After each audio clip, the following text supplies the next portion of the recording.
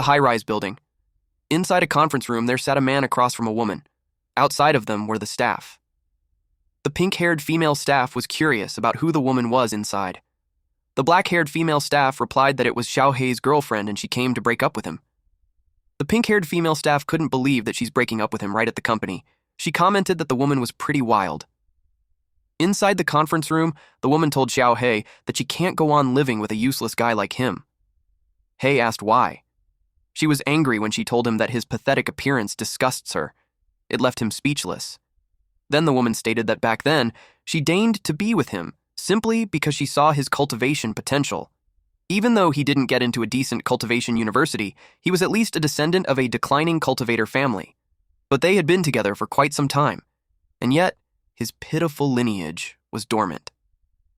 She blamed him for wasting 3 months of her beautiful youth and making her miss out on many immortal heirs. Hi felt small while she was telling him that.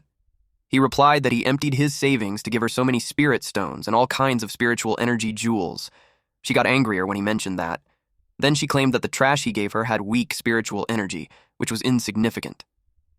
She compared it to the earring given to her by young Master Lai, which was overflowing with spiritual energy. It could dispel evil, protect the body, and even enhance beauty.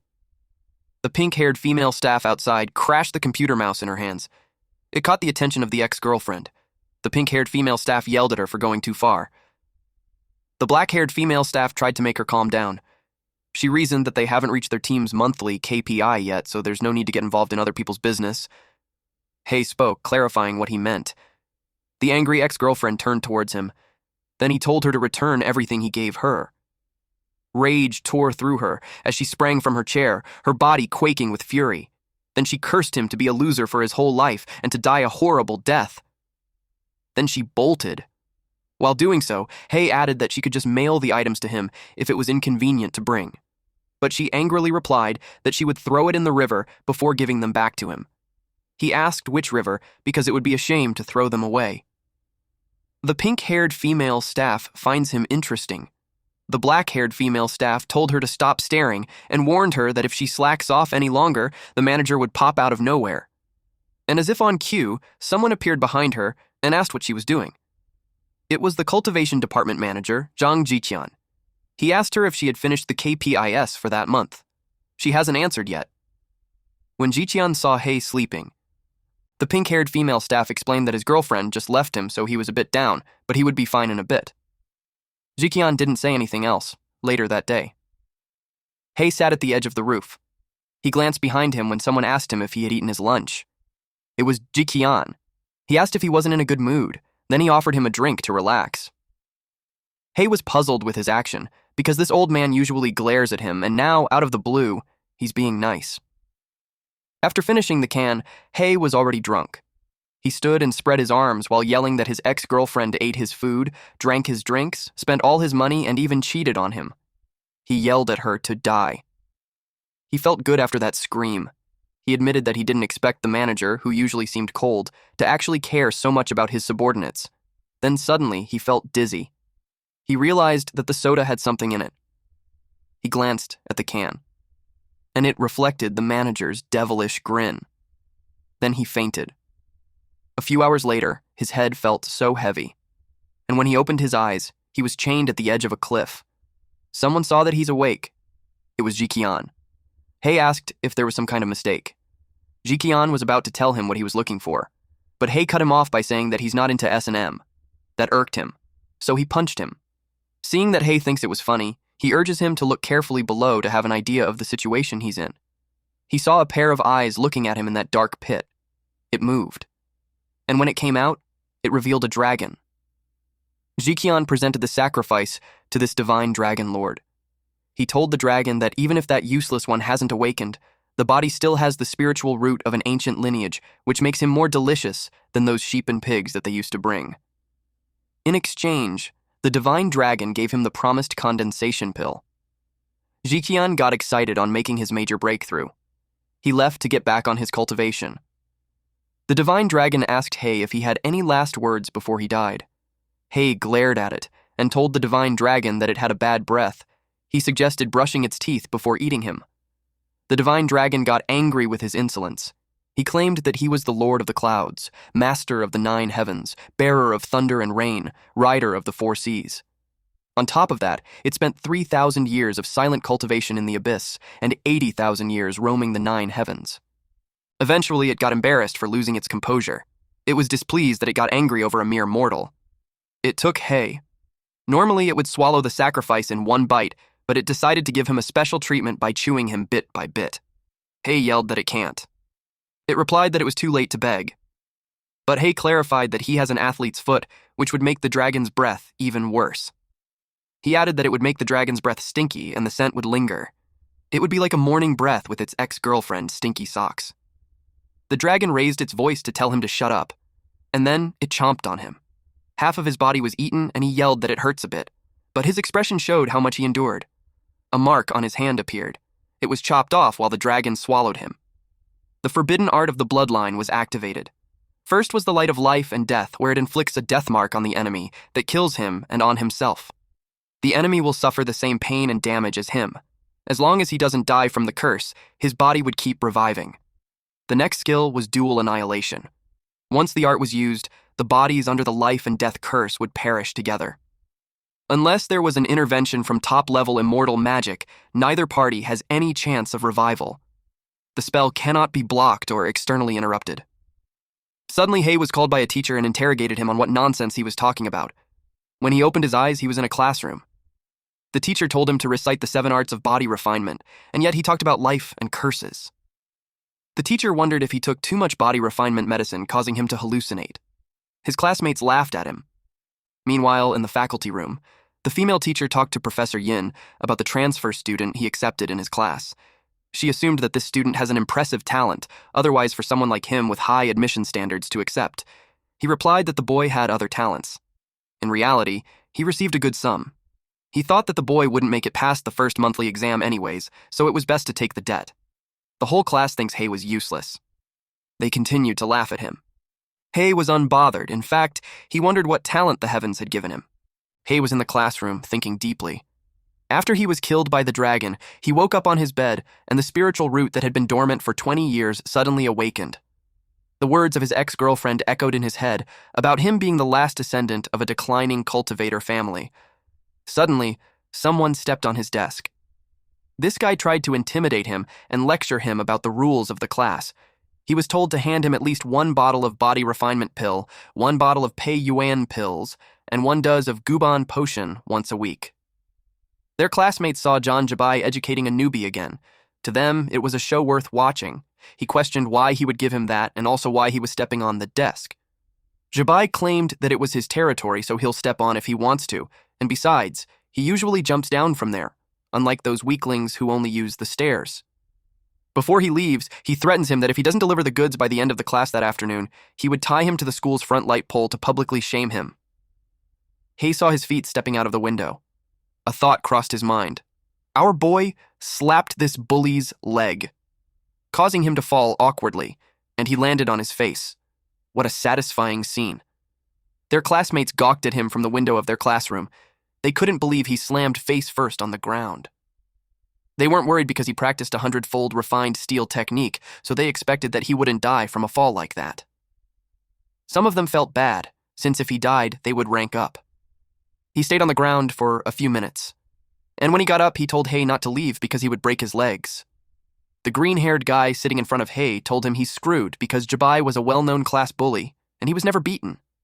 Also, his family was a powerful and influential academic cultivation clan in the city, and his body refinement technique has reached an insane level. He also shared that the last student who crossed him had his entire family broken and dead. He warned him that he can run but he can't hide. He also gave him a tip to avoid Guji Alley after class. It is where they usually wait to ambush people, but that path was unavoidable on Hi's way home.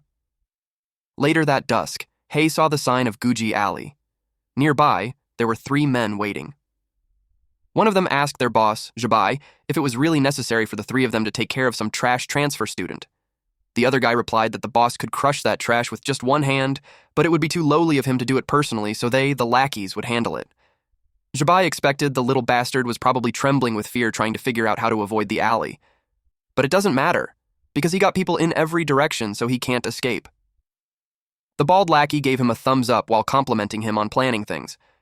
Unexpectedly, Hay showed up, asking them who told them that he was going to hide. The bald guy turned around and saw Hay approaching them. They couldn't believe that he just walked into their trap. They assumed that since he can't escape anyway, he just decided to accept death obediently. Zhibai saw how this kid wasn't scared at all. He got curious about what he's planning.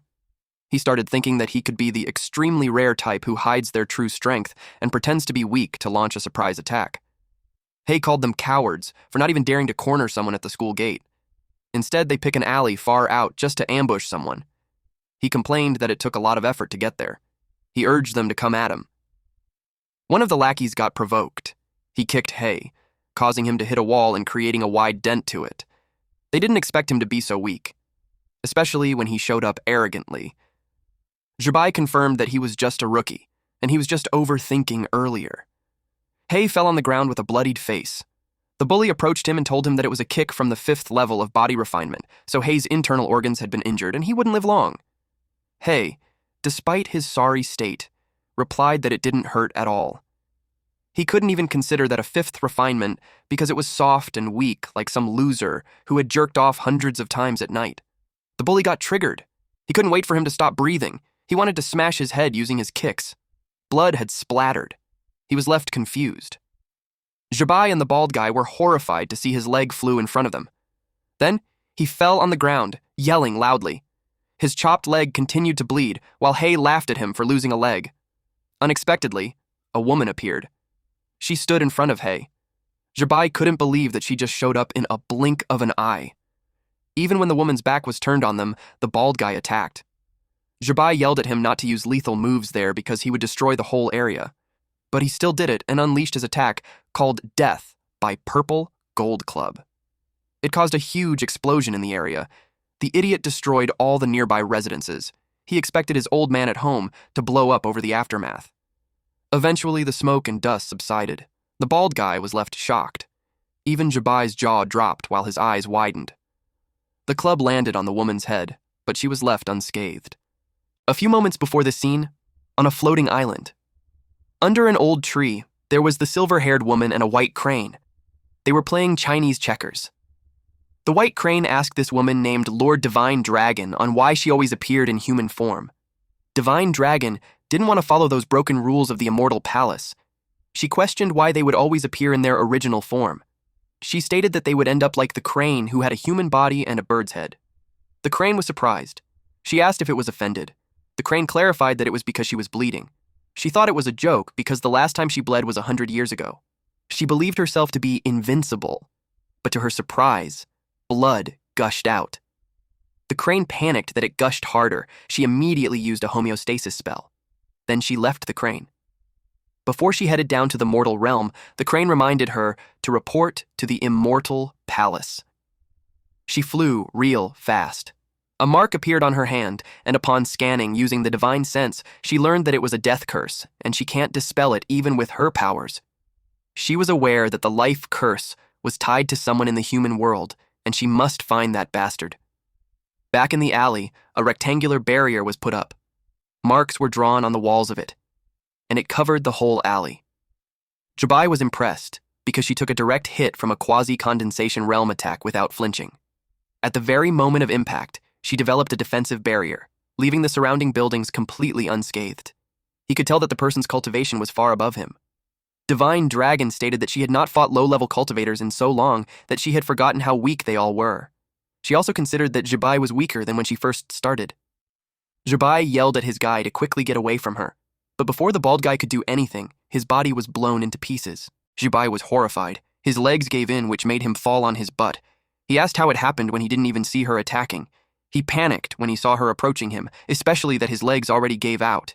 He knew he was doomed. Suddenly, Hay was being lifted in the air. She said that she was surprised to see someone she ate come back to life. With that statement, Hay confirmed that it was the dragon. She told him to hurry up and lift the curse from her, or else he would be a dead meat. He replied that he had no idea how to lift it. Because of his response, he was slammed repeatedly to the ground. She had done it with a powerful force that shattered the ground. She demanded him to lift it. Zhibai watched how scary she was, that when she snaps, she even targets her own allies. Suddenly, she coughed blood. It tainted the ground. She realized that the harder he beats him, the more hurt she gets, so it wasn't totally worth it. If it keeps up, they would fall into a boring loop. She decided to head back first to find a way to lift the curse, but Hei told her to stop. She noticed how he came back to life again. Internally, she complained how shameless the curse was.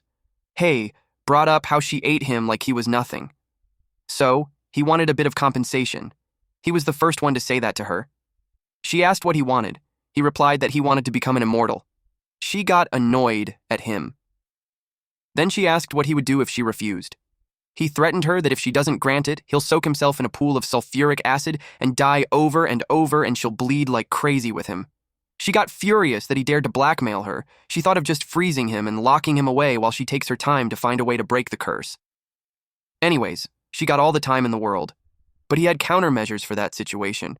He taunted her to try. It angered her. A shadow formed beneath her, and it released red flames. Because of that, she threw him the book while telling him that reaching immortality in one step was impossible. The book was a basic cultivation manual to help him train slowly. She commented that it would suit someone talentless like him. Though it can't guarantee him immortality, it can at least get him into a good university, and he'll never worry about food or clothes again.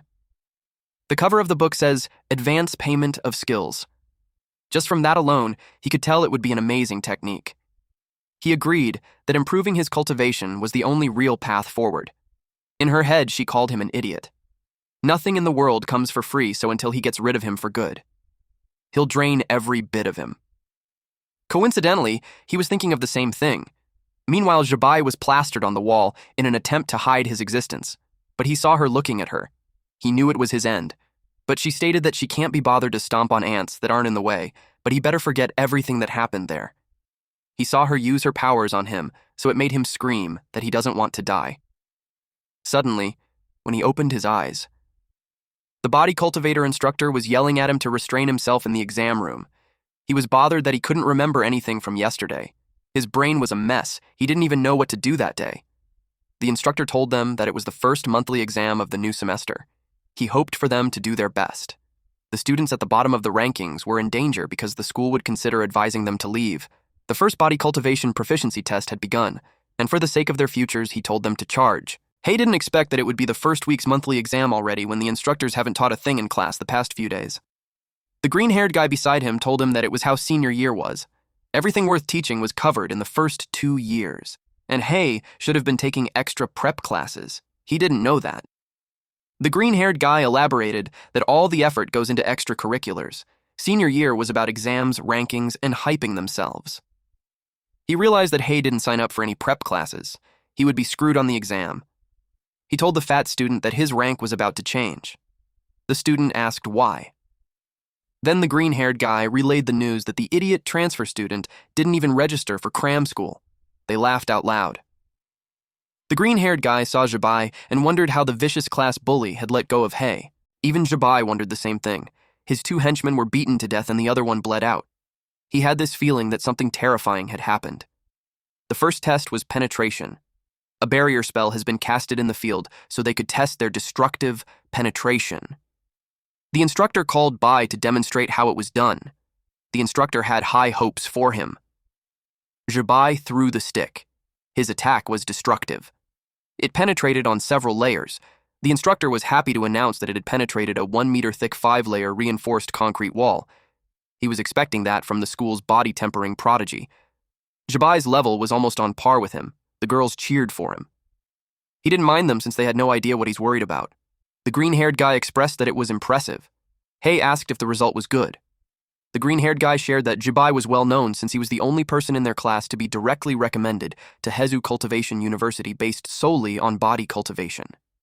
He explained that the test reflects his explosive, destructive power. Whether using body tempering or Xiao Hi cultivation techniques, in the end, the score was determined by how many layers he penetrates. Most people can only punch through 2 or 3 layers in their first month of senior year. The 5-layer result was by far the leading one. The instructor called Wu Fei next. It was Fatty earlier. He took a step and threw the ball. It reached the first layer, but it was stuck there. He badly wished for it to go through, and it did. He celebrated his passing of the test. Then, the instructor called the transfer student. Deep inside, he wasn't happy that the old principal admitted such trash to their class.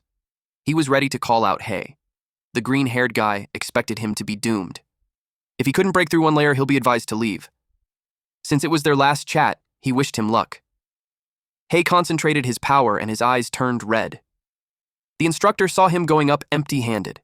He mocked him by announcing that they now had a prodigy in class who can create from nothing. Everyone laughed. Zhibai seconded that with a hidden dragon like that, the teacher's senior position would be secured. It heightened everyone's laughter. But to his surprise, Hey created a ball. Then Hey got into position to throw it. He raised it and threw it. It went fast and easily broke through the walls. The instructor couldn't believe that he actually penetrated the reinforced walls. He got worried that it would even pierce through the school's barrier. But at the last wall, it vanished. He was relieved that it reached the end of its power. But even so, it had broken the record for their year's cohort, and it was his first time seeing that palm lightning. He could tell with the explosive force behind that lightning that Hei's grade in body tempering was high. To master both body and ki cultivation to that level, he called the kid a heavenly genius. The girls gathered around him while saying that he looked ordinary before, but now he turned handsome. One of them claimed that his talent rivals the previous geniuses. He showed no signs of it before, but now they could tell that he's related to some major sect. The green-haired guy knew he was doomed since he laughed loudly earlier. Later that day, he looked nervous. Hey asked what happened to him because he looked 50 years older. He expressed that he was blinded earlier, and told him that if he needed anything, he could just say the word. Hey said goodbye since he was in a hurry. He was gone in a flash.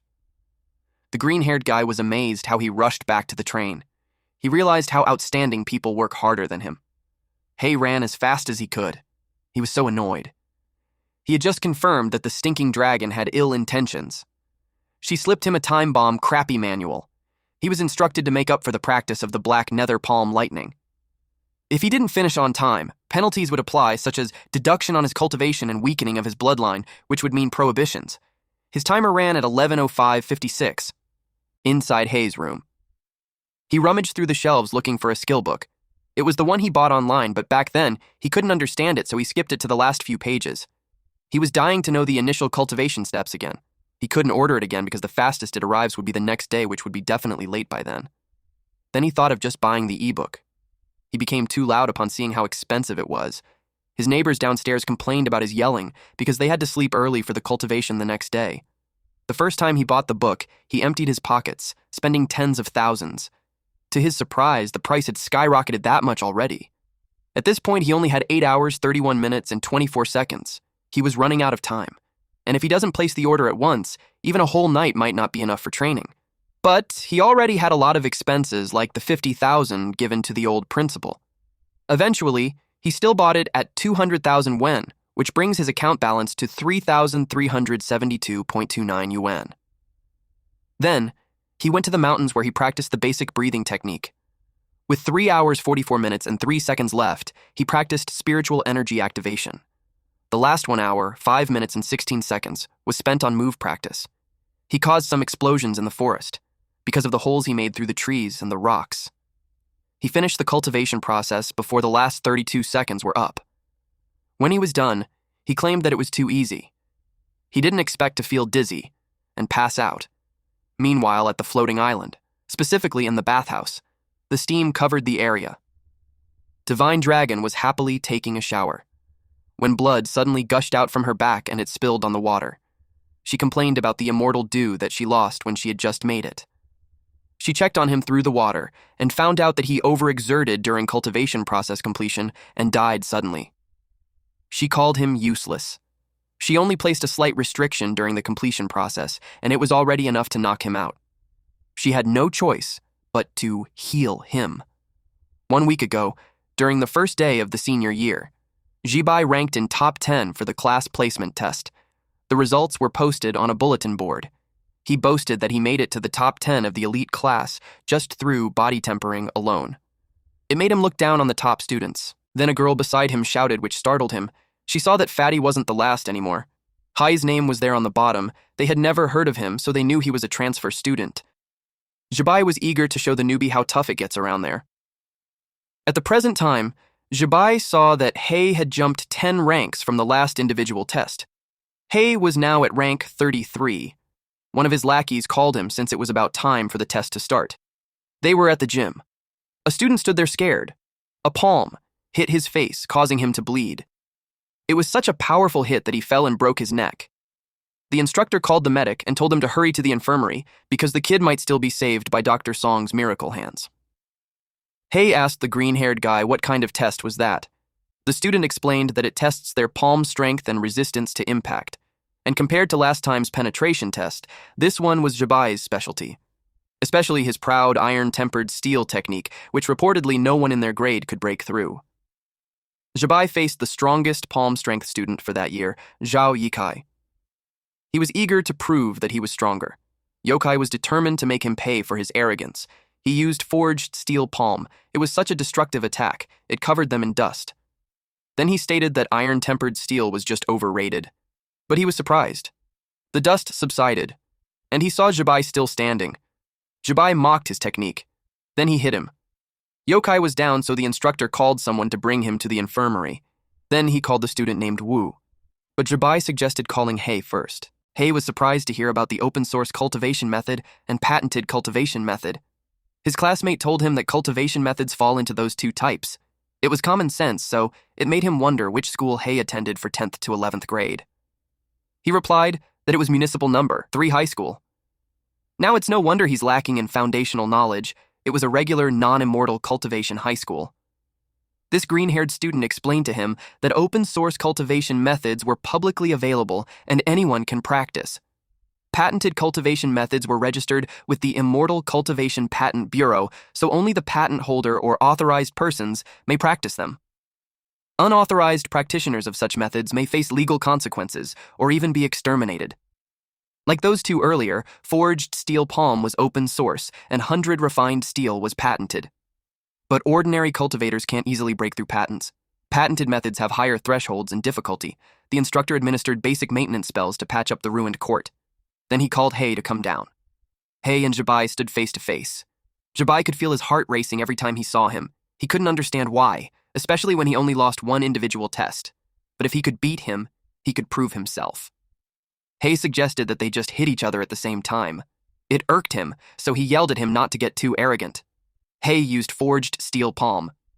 Zhibai wasn't impressed that he's trying to clash open-source methods with him. He used 100 refined steel. The instructor watched intently. Their palms landed on each other's face. But Zhibai was blown away, and he crashed. When he hit the wall, the impact left a deep dent and a body-shaped hole in the earth. The crowd was struck speechless, frozen in shock.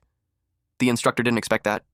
Hei's opening move was the open-source forged steel palm, but the moment it hits Zhibai, it was layered in 100 refined steel on top.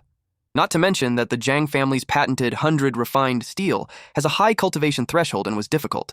It also made him wonder if Hei didn't fear the catastrophe from privately practicing a patented method.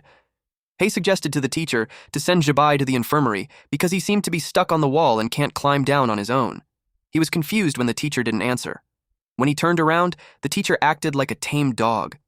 Then this teacher asked him which master he trained with. He told him to come closer. Then he whispered that it was the Dragon Lord. Zhibai woke up in the infirmary. He was angry at that bastard. Someone spoke beside him saying that the bastard looked familiar. It was Zhixian. He took a closer look at Hei's picture and stated that he looked similar to someone he knew. Zhibai asked if he knew him. Zhixian hinted that he does. But internally, he reasoned to himself that there's no way Hei would have survived. It made him wonder if the Dragon Lord had shown mercy. He knew the next exam would be chemistry. He asked Zhibai which topic they would focus on. Zhibai responded that it would be poison-making and toxin testing. With a devilish grin on his face, Zhixian told him that they would have fun at a car junkyard. Zhibai practiced the forged steel palm training to its completion. He informed the boss that all the scrapped cars had been crushed. After that, the boss praised him for the great job and transferred the payment to his account. That boss didn't buy a scrap car crasher to save money, so he had the opportunity to earn while cultivating. The system instructed him to complete his 100 refined steel training soon. He had done 20 strikes and yet to receive 0-20 hits. He started thinking who he could fight that night to receive the hits. Out of the blue, someone appeared and asked if he was Hei. He replied that he's not. He justified that the man was the wrong person because his name was Yinjian. At that moment, the teacher from the class earlier sneezed. He finds it strange to catch a cold when he was just making a slideshow. The man yelled at him to stop pretending because he knew him. The young master Zhang sent him to teach him a lesson. This person was Zhang Zhixuan, with Spiritual Attraction Realm in Tier 9. He approached him and told him that he should have said so earlier. He denied it because he thought he was a debt collector. He was up for the challenge. Zhixuan finds him strange for not fearing him when his cultivation was higher than his. With spiritual perception, he's at most just entering the spiritual attraction realm, so it made him consider if he was hiding his true cultivation. Without second thought, he punched him and made him fly to the opposite side. He charged again while thinking that He was just acting earlier, and it only took him a single punch. But when he was about to land on him, he was caught off guard. He stared at him and dared him to put more power into his attack. The forest erupted when they fought. He was hit again, followed by a kick. Even when he landed face down on the ground, he had a smile on his face, which made Zhixuan confused. He was getting beaten and his aura was getting weaker, but he still had that creepy expression on his face. Eventually, he decided to end the fight with an instant kill attack, third sequence. He received a powerful blow on his torso, and it threw him away, until he crashed on a boulder. He fell on his knees. Zhixuan commented how high schoolers these days are so weak, and yet they still pretend to be tough. He hasn't moved, and when he checked, he was being healed. He was surprised at the recovery speed.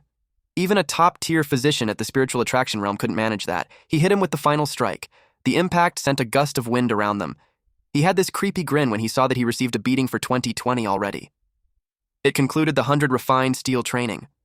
He looked down and grabbed Zhixuan's leg, then unleashed the black underworld palm thunder and hit him with it on his torso. But Zhixuan blocked it with his palm and scoffed at that entry-level spell. He replied that he should hold on to it. He prepared his other hand for the next attack. Then he used forged steel palm, followed by 100 refined steel. Zhixuan took a direct hit, and the impact sent him flying. It was so powerful that he went through the trunk of a tree. Eventually, he found his balance and steadied himself, but he coughed blood. He could tell that most of the meridians in his body had been shattered. He couldn't believe that a mere high schooler at the entry level of the spiritual attraction realm could force him to channel energy to heal. He vowed to beat him to death once he recovered. But something caught his attention. The lightning ball was stuck to his hand. He panicked and tried to throw it away, but it won't come off. He couldn't do anything until it exploded. Nothing was left of him except for his shades. He picked it up and wore it. The system notified him that the enemy had been defeated, and he obtained a magical tool called Dynamic Monocle, where it enhances dynamic vision, making it easier to track fast-moving objects. He was happy with the unexpected reward. The next day, the rankings were posted. Zhibai was bothered that He was ranking too fast. He was already in the 18th rank. In addition to that, the kid also took out the thugs he sent to him.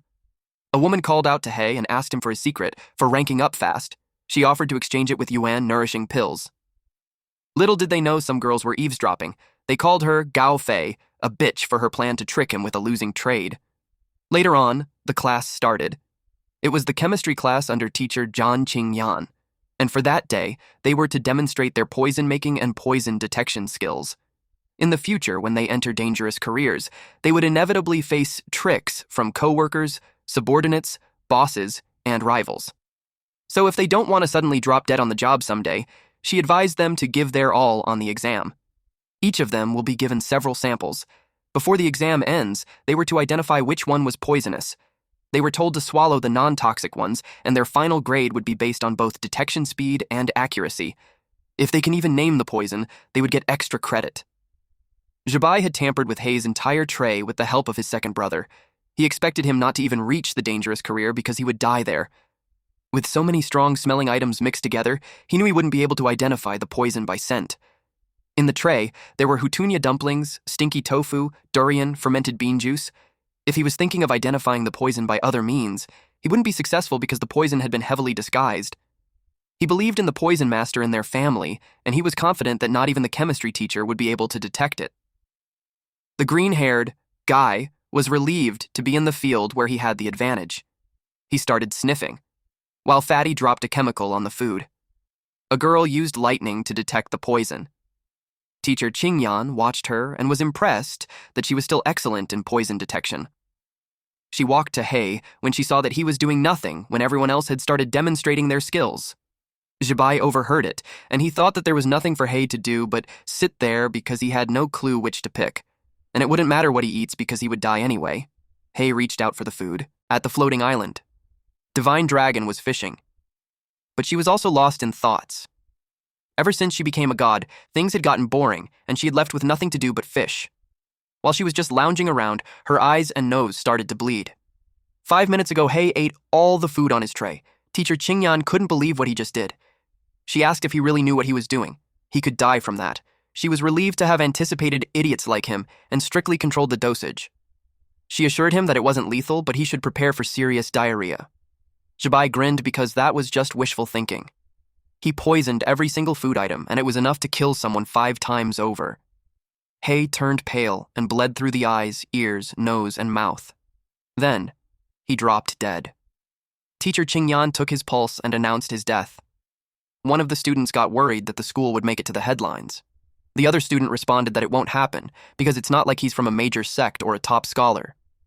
Students dying in the senior year was quite common. The rank 19 student was pleased because he would easily climb the ranks, while teacher Qingyan was concerned about how it will affect her promotion evaluation. She was furious at whoever dared to tamper with her exam. She thought of the damned PE teacher because he had been competing with her for the title. While she suspected him, He had recovered. She jumped to her feet when she learned that he was alive. In her entire career, it was the first time she encountered that. She couldn't believe that he fooled her. He reported that all 5 items were poisoned, including enteric dispersing powder. Some letters appeared on his palm. Then he stated that the last one was the air-ending poison. Zhibai couldn't believe it. He got nervous. He thought he was being thorough, even finding an expert at the Condensation realm from their sect. He also had him investigated and found nothing. So it was a big puzzle on how a nameless nobody survived the poison of Condensation realm experts. Later that day, in the lab, teacher Qingyan inspected something on a petri dish. She wrapped her aura on the fluid. It was He's blood sample, and from her analysis, all his answers were correct. She could tell that the brain-dead PE teacher couldn't have concocted that. It led her to think that it was done by a real poison master in the Condensation realm.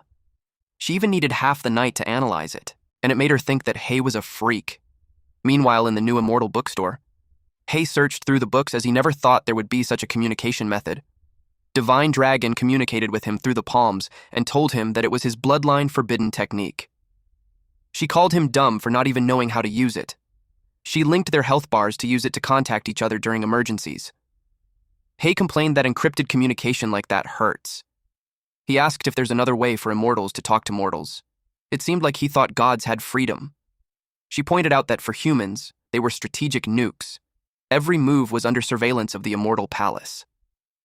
She already descended once on her own, so if she casually made contact with humans again, and the Immortal Palace found out, some immortals would come after her. He asked if she could reveal to him where the top-tier treasures were. All that she's allowed to share with him was already infused into the advanced payment skills, so he just has to follow the instructions. His hands started bleeding. Someone saw it. It was the female staff.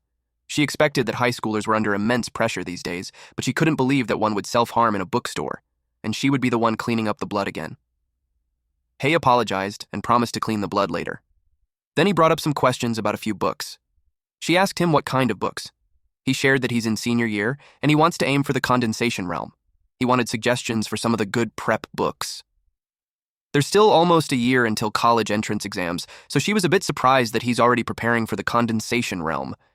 He asked her if the Condensation realm was hard. She doubted if he's really a senior since he lacks the basic knowledge. She explained that if he can break through to the Condensation realm during the college entrance exam, he's basically guaranteed acceptance. If he reaches it at once, he could apply for direct recommendation.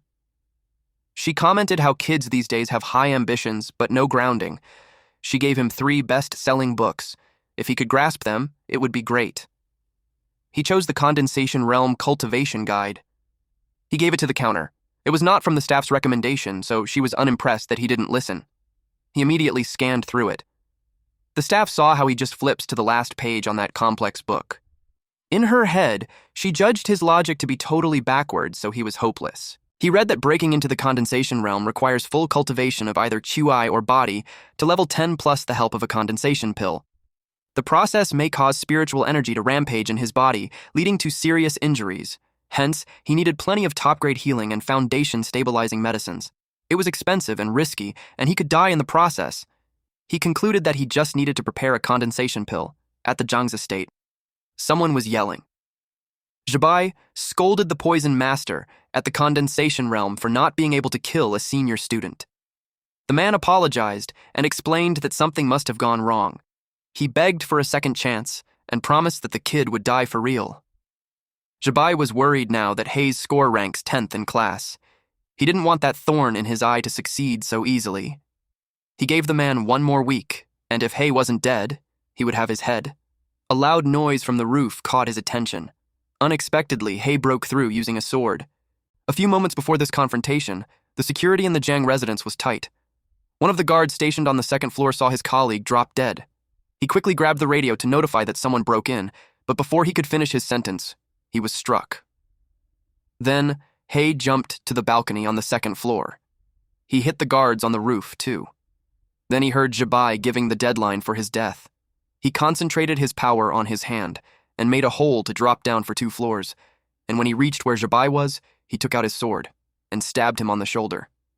This bully had no idea that he messed with the wrong person. Imagine bullying the new student, and then the next thing he knew is that he nearly lost his life if he was hit a few inches from his heart. But still, he still tried to retaliate. Zhibai used his palm technique to push him away. Because of that, Hei pulled out the sword and blocked the palm using his, and it threw Zhibai several walls away, until he made a dent on the last wall.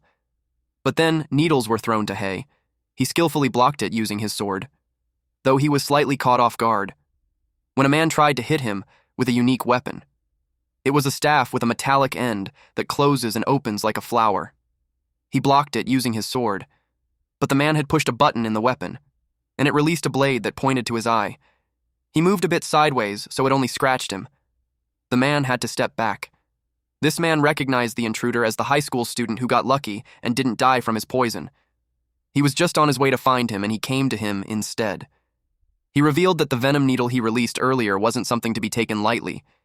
He used his ancestral recipe, so its toxicity was in a whole different league. It was a sudden death for the brat. Hei's cheek bled, but he just glared at him, which gave the poison master an unsettling feeling. Then Hei was gone. In a flash, he charged at Zhibai and pointed the sword at him. He tried to stab him, but he was able to evade. Then he swung his sword. But he sensed something. Several needles were released towards his way. It was from the poison master. He was offended that Hei just ignored him. He was also annoyed since, with the potency of his poison, he should have already died. And yet the kid was still standing. Hei broke an item. Then this guy told Zhibai to run and that he would cover him with a curtain of needles. Hei watched as Zhibai jumped through the window to escape. Zhibai made it out. Then the poison master decided to demonstrate the power of condensation realm. The needles that punctured the wall released a green mist. Hei started coughing. He could tell that the poison fog was more intense than the previous toxic-laden needles. The poison started to show on his skin, and he dropped dead. The poison master laughed out loud. He mocked him for thinking he was immune to every poison when it turns out he couldn't withstand his finishing move. To his surprise, a statue was cut in half. Hei's eyes opened. He took his sword and slashed the poison master. At this point, he knew he fucked up. Apparently, ever since Divine Dragon used a clay avatar technique to divert damage, she no longer gets covered in blood every time something happens. But 2 had been destroyed right off the bat, which signals her that Hei ran into something tricky. She decided to check what was happening. She saw him slashing someone. The poison master couldn't believe that a realm cultivator like him actually got done in by someone from the spiritual attraction realm. He bled too much. And when Hei checked, he already had no pulse. He looted him since the items, though useless, can be turned to cash. Meanwhile, Zhibai was on a roadside in a mountain, panting like crazy. He was out of breath from running away. He even forgot his phone, so he had to flag down a car and borrow a phone to call for backup. He was so furious with that transfer student. He couldn't believe that he would dare to take revenge on the Zhang family. Once he had gathered the family's assassins, he vowed to kill him and wipe out his entire family. To his surprise, Hei appeared and asked him who he was going to kill. Hei attacked him with his sword, but he dodged. Then Zhibai used 100 refined steel to strengthen his body. He was cut on his arm. It bled while he stepped back to create distance between them. Before he could steady his footing, an orb was thrown to his face, and then it exploded, which caused him to fall down on the cliff. He hit the ground with a powerful impact. Hi followed to end him. He couldn't move and tried to intimidate him by saying that he's from the Zhang family. But Hi didn't care. He slashed the head off. Hi admitted that if it weren't for the Dragon King taking all the damage, he would have killed him several times over. He couldn't believe that even at death's door, Zhibai still used that same family background intimidation routine.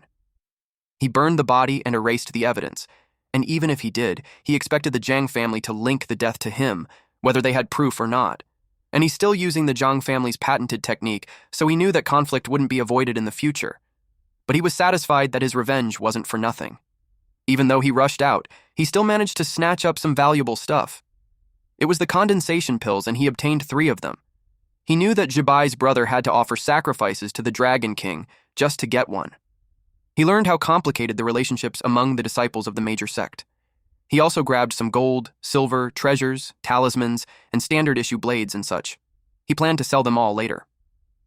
The system detected the word sell and offered a sales system that they might like.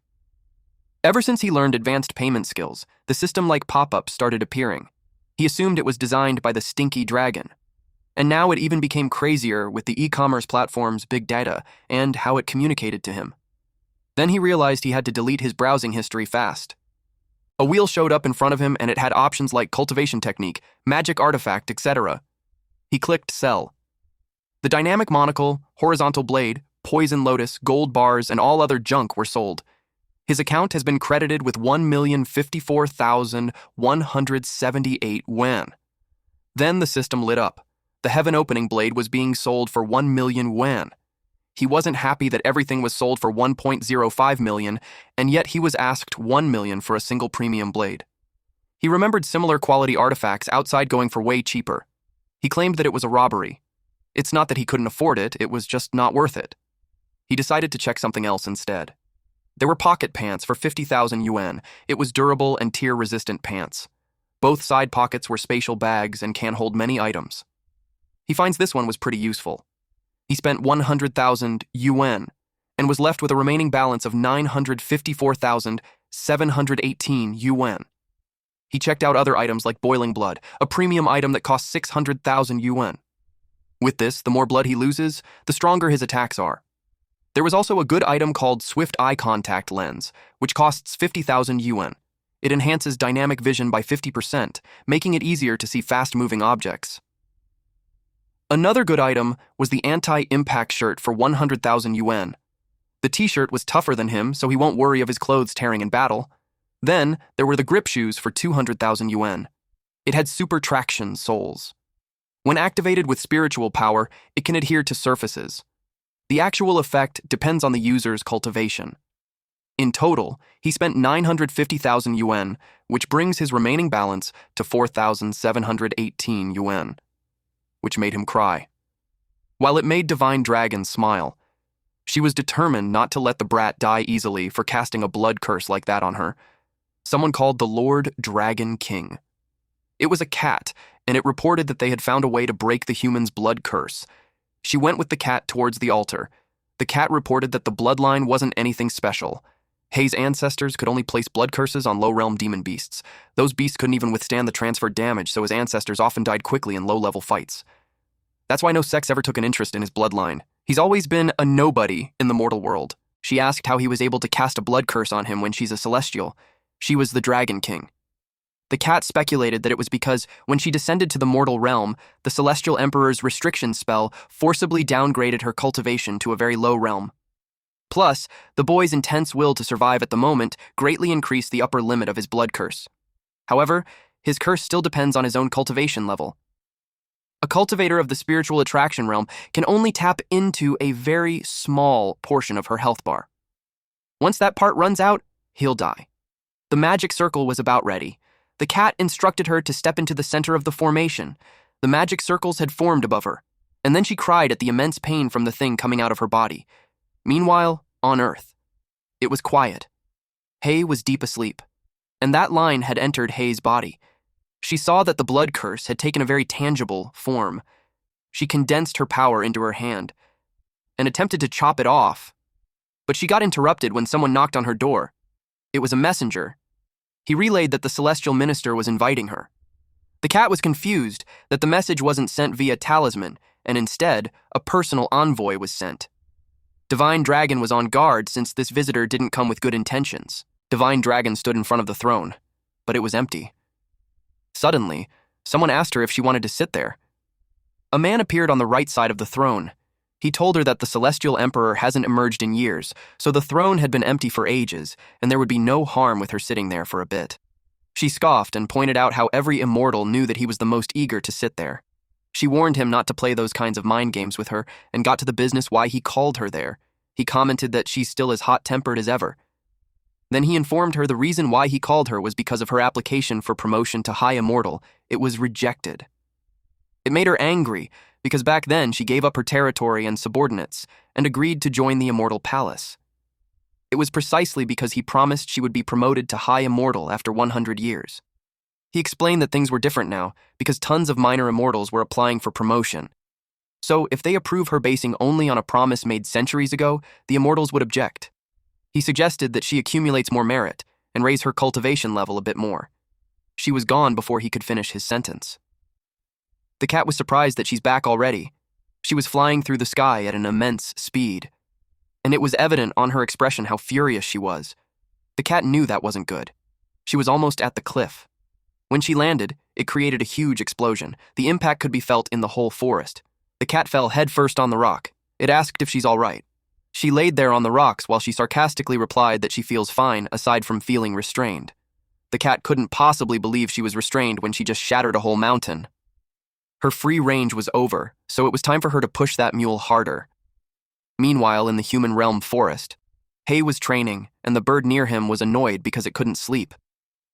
Eventually, the system notified him that the spirit attracting breathing technique had been completed. Now his foundation for charging into the condensation realm was even more solid. With that done, after the advance payment to the condensation realm, all elements should be in place, minus some essential follow-up cultivation. He activated his advanced cultivation condensation realm. Power surged through his body. The concentrated power shoots up to the sky. Smoke and dust filled the area. Eventually, it cleared up. His eye glowed red. With this condensation realm advancement prepaid, his body's strength, mana, max health points significantly increased, while divine sense was greatly enhanced. Comprehension ability was significantly boosted. He also unlocked condensation realm exclusive techniques, artifacts, and items. He was told to fulfill the conditions for the condensation realm, which were 1 condensation pill, 10 superior foundation stabilizing pills, 3 bottles of superior spiritual herb extract, and 10 layers of spirit attracting realm. He was surprised that that was it since he had everything already. It was easier than he thought, but he jinxed himself. The side quest showed up. It instructed him to clear the secret realm while suffering the hemorrhage curse within the time limit. After the mission, 30% of his cultivation and merit would be deducted as interest on the advance to the condensation realm.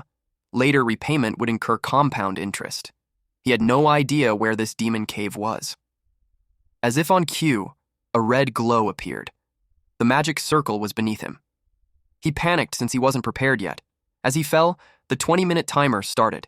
He complained how intense it was. Even more when he's falling on the spikes. He concentrated his energy on the hands and feet, so he could grip the wall. He slid at first, but was able to stop just an inch before his ass hit the tip of the spike. That was really close. He almost lost his life. Even though his health bar was thicker, getting hurt still hurts, and he also had no idea when the hemorrhage would hit. If he can help it, he'd rather avoid injury. A metal arm was released towards him. Luckily, he saw it. He drops down to evade it. As soon as he did, there was another spike, which he countered by slashing it in half. His speed, strength, and reflexes had all improved significantly. Although he didn't have the best knife that can cut iron, after mobilizing some magic power, a stone arm thicker than a waist can be cut off with one sword. Those were the benefits of improving basic cultivation. He saw an incoming attack. He had to move in zigzag motions upwards, as he aimed to leave the pit, but a hand blocked the exit. He was ambushed from the front and back. He used Black Nether Fistcore Thunder and smashed everything. After that, his timer was at 17 minutes 36 seconds. A rock in human form appeared from the ground. Several of them had shown up. They looked like a rock and a human-shaped warrior with a hammer as a weapon. He didn't have much time to deal with them because of the time limit, and he started hemorrhaging. While he was down on his knees, the rock soldier raised its hammer. The rock soldier swung its hammer, and it hit something. It was a hand which Hei created through an advanced payment skill, Stone Golem. Since he was experiencing massive blood loss, it activated boiling blood, which increased his attack power. Then he split the rock soldier in half using his dagger. The system instructed him to complete the Stone Golem's training. He had to control the golem to use different attack techniques against enemies. His progress was at 0/5. He released a golem hand to defeat all those rock soldiers. He crushed it, and others were punched using his golem hand. The golem hand was raised in the air. Meanwhile, in another setting, Jiqian slapped a chained woman to wake her up. The woman came back to her senses. She was in front of a creepy altar. She just drank a soda, so she had no idea how she woke up in a place like that. She asked her manager, Jiqian, how it happened. Jiqian was annoyed because he hadn't broken even when taking the condensation pill, and the dragon doesn't respond to his offerings now. Because of that, he decided to pray to another deity for another condensation pill. The black-haired woman, who was his subordinate, panicked when she realized that he's trying to sacrifice her. She couldn't believe it. She had been getting paid 3,000 wen a month doing the work of a beast, and now she had to sacrifice her life too. She claimed that there's nowhere in the company contract that says anything about that. Jiqian clarified that their company had nothing to do with it when she signed a contract with a labor dispatch agency. It was unbelievable. He pointed a knife at her neck and told her that it was enough chatter. She begged him not to kill her. Unexpectedly, an explosion happened. It was because of a wooden stick, handled by Hei. Hei saw the manager who treated his employees like his own kids. Then he showed him a bad finger. At this point, Hei had finished the Stone Golem training phase. Jiqian's jaw dropped when he saw him. He couldn't believe he found the place and got past the mechanical golems outside. Hei pointed out how he's not surprised that he's still alive. He guessed that someone had already informed him how hard he was to kill. He suggested that it was the dead brother of Jiqian who said that. Jiqian couldn't believe that his brother was killed by him. Then he asked if Hei had the condensation pill of his brother. He attacked him and forced him to hand it over. He wasn't even curious how his brother died. He only helped him kill Hei before because he was saving his face as well as his, but now that he's dead, as the elder brother, he claimed rights to his belongings. He was caught off guard when he saw Hei's palm technique. It blew his right arm into pieces. The black-haired woman looked away, and Jiqian's body slid towards the entrance of the altar. His blood spilled, and the creature on the other side of the altar sensed it. It awakened the creature. I sensed the sinister aura. At this moment, there were only 9 minutes and 20 seconds left. He cut the chains of the woman. The woman remembered him. She knew he vanished without a trace after the company. She didn't expect him to be that powerful. He replied that he had no time to explain and had the golem escort her out first. She was too stunned to speak when the golem hand grabbed her. Meanwhile, Jiqian's body was being absorbed by the creature in the dark altar, and that creature opened its eyes, then grabbed a sword. Then she stepped out. Just looking at her red, glowing body, you could already tell that she's not an ordinary being. Hei saw her. His eyes immediately tried to gauge her power, but her power was overwhelming. Just her presence made him already bleed. He tried to use divine senses to assess her cultivation level, but got hit with a countermeasure instead. The exit where she came out had closed. It made Hei wonder what kind of being Jiqian would end up accidentally sacrificing himself to. And without saying a word, she charged at him. He blocked her sword using his dagger, but her strength made him fall to his knees, and the sword scratched his shoulder. She was about to kick him. He blocked it using his other arm, and then an explosion followed. He was thrown towards the wall of the cave. She got into her combat stance. Hei noticed how heavy and forceful her strikes were. He planned to use the golem to assist when she charges again. But before he could do anything, he was already slashed. At the floating island, 3 clay statues had shattered. The divine dragon seemed bothered that all the death substitute puppets exploded all at once. She could tell it was a sign that she'd die. Meanwhile, Hei was confused why he didn't even see the sword swing, but he had already been struck. He fell on his stomach. The woman closed her eyes as a magic circled around her finger. Then she was about to strike him again. She targeted his neck, but he blocked it using his dagger. The impact was so powerful that it released a gust of air around them. He realized that she even wanted to finish him off with a follow-up strike. He signaled using his finger, and the golem hand appeared. It tried to hit her, but she evaded it by doing a somersault. Then she created distance between them. She was slightly caught off guard when he followed up with an attack using his dagger. The system notified Hei of the 99% damage he received, and boiling blood had been activated. He was thrilled that he could finally duel properly. He also learned that her move that one-shot him earlier had a sequence, so it was no wonder he couldn't defend against it. He continuously attacked using his dagger, which she skillfully countered using her sword. Then he threw an orb. She got distracted by it, and as soon as it hit her sword, it exploded. It made her use her one-shot move again. He saw it coming. He was actually waiting for it. The system notified him that the enemy skill had been prepaid. She unleashed Celestial Annihilation. They both released destructive energy, and when it clashed, it caused another explosion.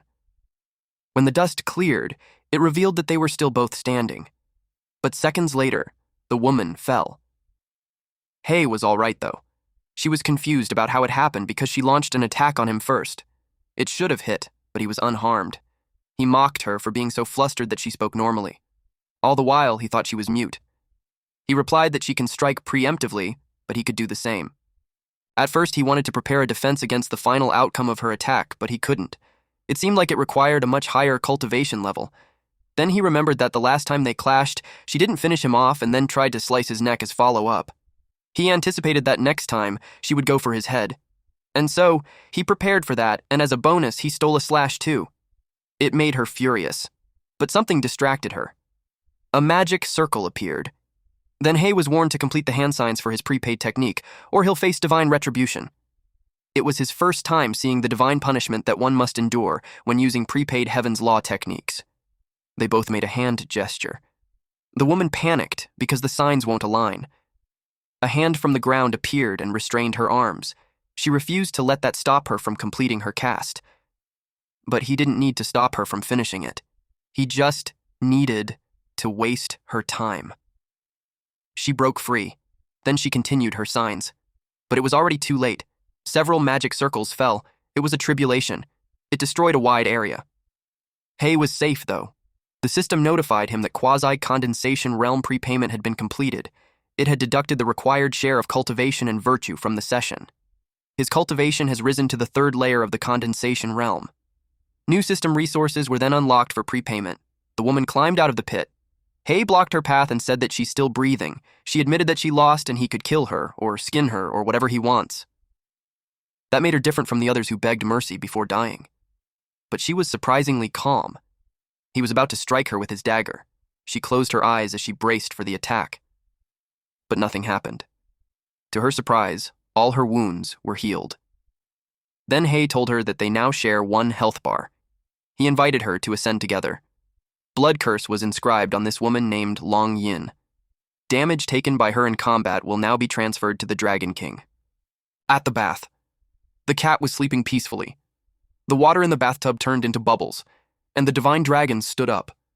The cat was surprised with her sudden action, so it woke up and asked what happened.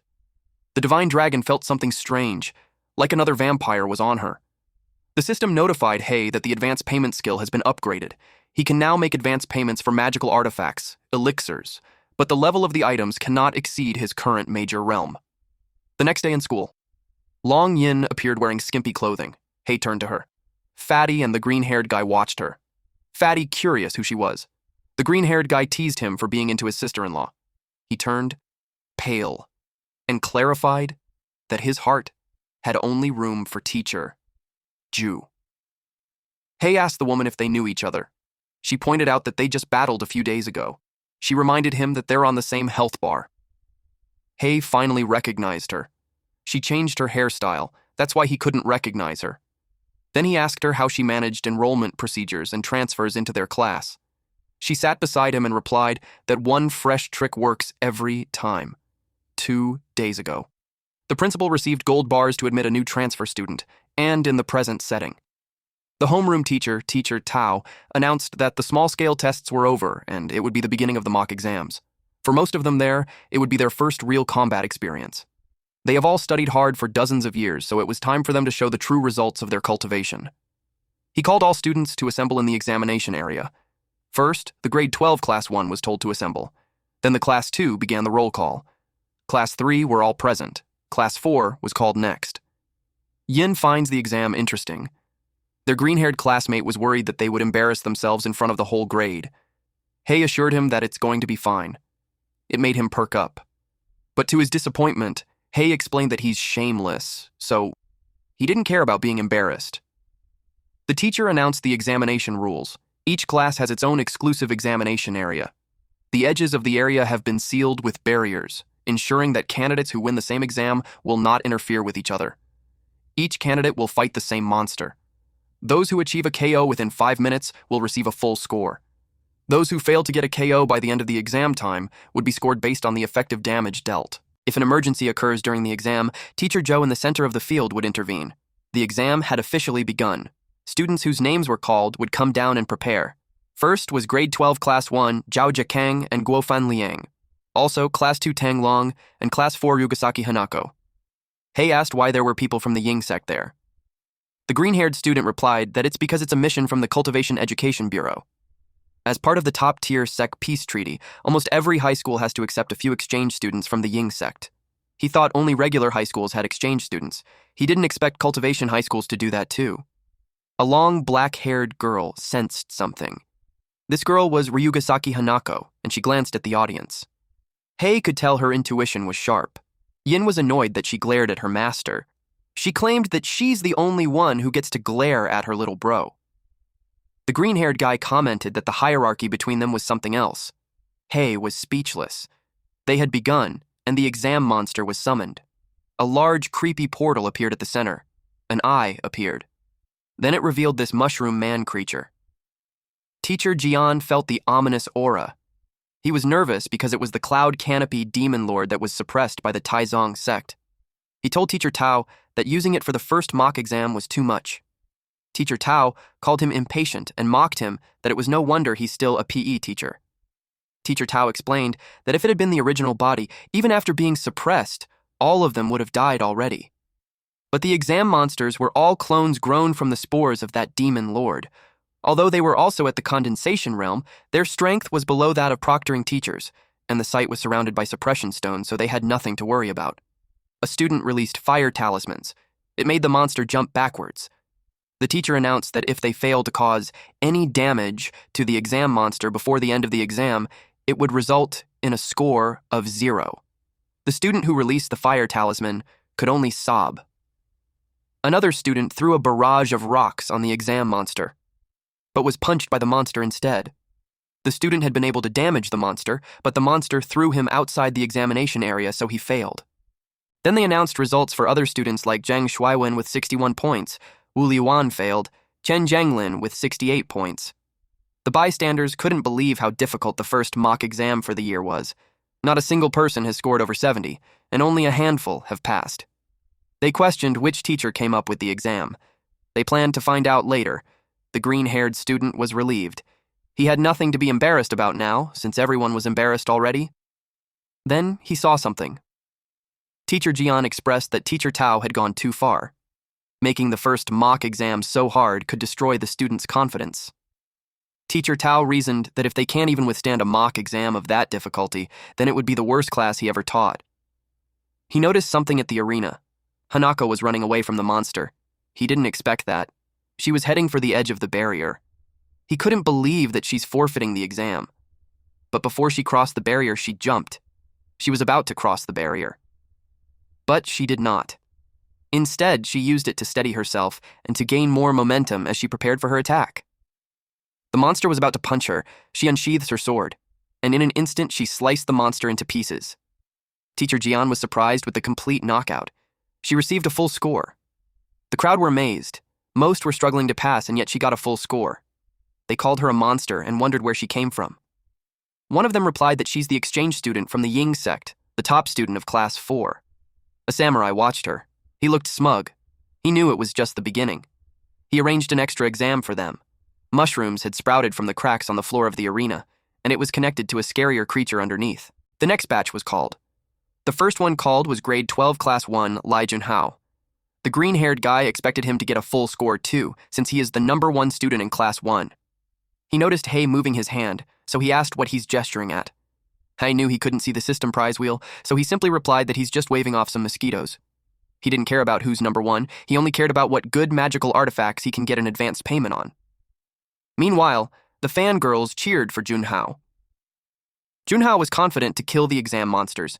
He was eager to prove that there was no difference in level even between two number ones. Black mist appeared in the area. The mushroom monster emitted the mist. Teacher Tao had no idea who came up with that kind of monster. Junhao was confident that even when it changed its form, he would still instantly kill it. Several writing appeared on his fist when he clenched it. Then he punched the monster and made it fly backwards. Teacher Jian was surprised with his power. Teacher Tao explained that Junhao imprints a magic formation on his arm to increase the destructive power of his fist. The kid had a lot of hope for a guaranteed admission to Peking University of Tsinghua University, but the teacher hid his anger that he wasn't in his class.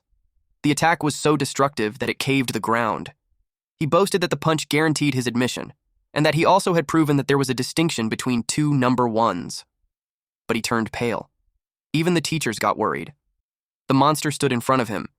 He was shocked that it was still standing. He finds it strange. He knew it wasn't because he twisted his waist and set his shoulder incorrectly, affecting the power generation. He decided to just do it again. But Teacher Jian, in panic, screamed at him to get away from there.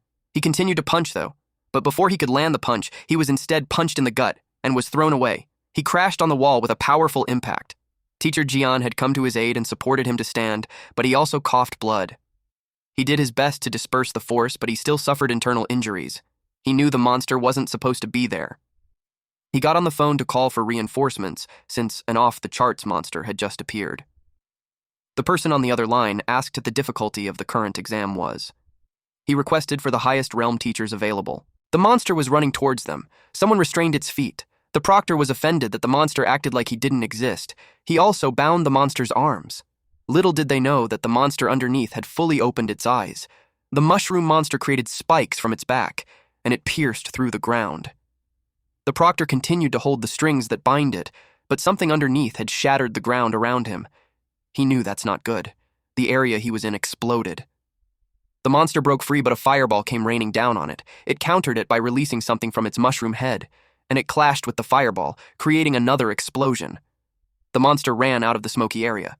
It targeted the person on the roof who was releasing the fireballs. Hanako watched the chaos from the top of the walls. She unsheathes her swords. The samurai beside her asked her what she's doing. She told him she'd go down to help. This man, Seizaki Kaku from Ryugasaki's sect, screamed at her if she was a fool. He told her that the exam was set up specifically to pave the road for you. As long as the off-the-charts monster accidentally takes out those top-ranking students in the grade, she would be guaranteed admission to Tsinghua University or Peking University, even Shuxian University. She didn't want to use such despicable methods to obtain a guaranteed admission spot. She was determined to tear up that despicable monster, but suddenly she felt weird. She cradled her head and screamed from the pain. Kaku used a soul-binding curse on her. He was relieved to have placed her on a leash. Otherwise, his father's meticulously planned operation would have been wasted. Hanako inherited none of the cold-blooded and cruel virtues of the Ryugasaki family. In her bones, she still had the fatal flaw of her original bloodline. She was gentle, kind, and upright. It made him wonder why his father would waste resources on her. He got distracted when an explosion happened on the top of the building. Teacher Tao was thrown out. He realized that the monster was at least at the 5th layer of the condensation realm. He questioned who on earth issued that exam monster. He activated a body protecting an astral shield. The monster rushed towards him. It was moving so fast that his eyes couldn't keep up. He could only create an omnidirectional defensive shield. The monster attacked him. It made a crack on the shield, and eventually shattering it and grabbing Teacher Tao by the neck. It had this huge grin on its face.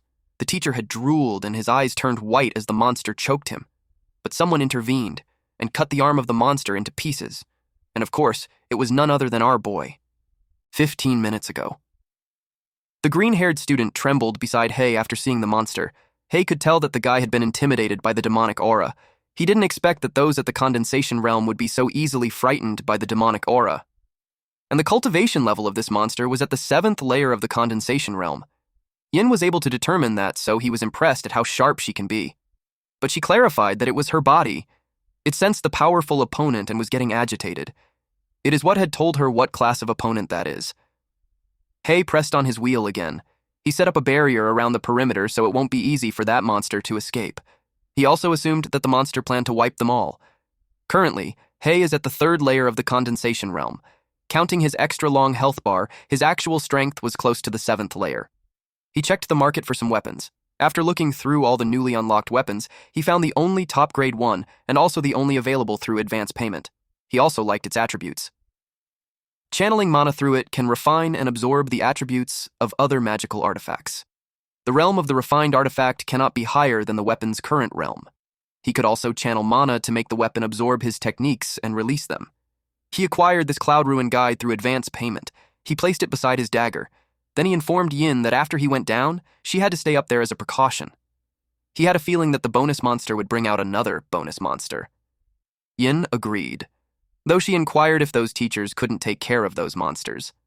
Hei could tell she had a natural instinct for the strong ones, but not for the not-so-strong. So, he explained that those few teachers were all at the 1st layer of the Condensation realm. Only the homeroom teacher, Tao, was at the 5th layer. If Tao was able to prepare and set up a formation in advance, he would barely manage. But in a sudden encounter, he was at a huge disadvantage. And it was exactly what he was good at. The refinement of the weapon has been completed, and it has obtained the boiling blood attribute. Tao was already choking when Hei came to save him. Teacher Tao was surprised to see his transfer student. Hei told him that there's a barrier on the outer side of the wall blocking the student's escape route, so he requested him to find a way to break it while he deals with the monster. Tao was passionate about his role of being a teacher and a role model for educators. He stepped back, determined to protect his students. The monster listened to him while spores appeared on the side of its neck, and its arm had regenerated. Hei noticed how fast it healed. It looks brand new in a blink of an eye. He assumed that this was a trait of fungus-type monsters, but then the monster charged at him. He used his sword to block it. He noticed how its fist got harder. Then it was about to punch him using the other hand. He was able to learn that it was compressing the demonic aura on the surface of its fist to increase hardness. It prepared for another punch. It was powerful enough to send Hei flying. Fortunately, he was able to stop himself from crashing on the wall. But in a blink of an eye, the monster was beside him already. It raised its fist again. Then it punched him. The explosion made it hard for them to see. Teacher Jian was worried that the transfer student was going to die. Teacher Tao then suggested he go down and save him. He was left speechless. Teacher Tao knew that Teacher Jian had always hid himself from the distance, so Teacher Jian saving the #1 student made him certain that the student's family had a word with him. Otherwise, he would have never gone down there to save him. Teacher Jian's silence had confirmed that. Teacher Tao admitted that the transfer student's courage was commendable, but there's nothing they could do. No one in there could solve the problem. They would be lucky if they can just break the barrier before that friend comes up there. The mushroom continuously punched the area where Hei would have been. Teacher Jian couldn't take how tragic it was. Hei would probably have been beaten to pulp already. The monster looked like it was enjoying itself when Hei grabbed its fist to stop it. Both Teacher Jian and the monster were surprised. The boiling blood effect had activated, so it was now Hei's turn. He hit the monster using his sword and sent it flying to the other side of the arena. The monster got up on its knees. Then it saw a light from the sky. It was Hei's sword. At the last minute, the monster caught it with its palms. Then Hei activated the Dark Sword Heart Thunder. The tip of the blade released a dark orb that was just a few inches away from the monster's face. Then it exploded. Only a foot was left from the monster. Its spores spread. Teacher Jian was amazed that he took it down in just one hit. But Hei sensed something. He looked at the sky and saw another monster there. It was almost the same monster, except this one had a large eye on the mushroom cap, and the mushroom cap spinned away from its head. Then the mushroom cap released some spikes. It formed into a missile and rained down on Hei. Hei braced himself for the incoming attack. The monster showered them with missiles. All of the other students panicked and ran. There was a barrier outside, so they had to run in any direction. Hei made a hand gesture. To activate the stolen golem shield formation.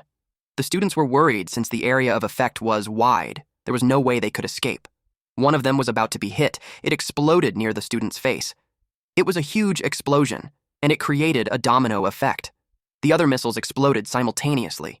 The student braced himself, but to his surprise, he was safe. They celebrated that they're still alive. At the same time, they were curious on who set up such a large-scale defensive formation. It was a massive formation that drained so much magical power and cultivation. They already knew that person would be one of the top students for that year. The shield was all over the place. Yin realized that Hei wasn't ruthless enough. He actually saved his classmates, even when there's no need to save those with bad grades. And those top students, when they take the cultivation university exams, they would target him.